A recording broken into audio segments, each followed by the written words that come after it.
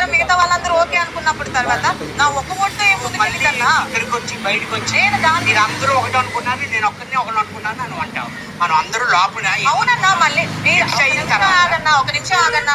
అందరు మాట్లాడుకున్న తర్వాత అందరు అయిపోయిన తర్వాత ఆయన వద్దు అని తీసేసిన తర్వాత నేను కావాలి అని అన్నప్పుడు నాకు వాల్యూ ఇవ్వకుండా మీ అందరు కలిసి ఆయన తీసేశారు, అయిపోయింది.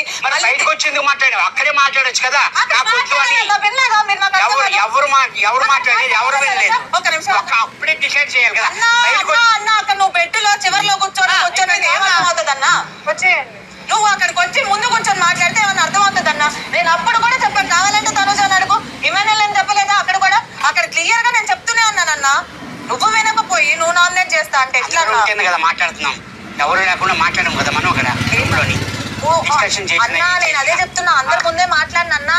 నేను అదే చెప్తున్నా, అందరి ముందు అప్పుడే అందరికీ ఓకే అనుకుంటేనే ఓకే అంటున్నాం, లేదు అంటే మారుస్తున్నాం కదా.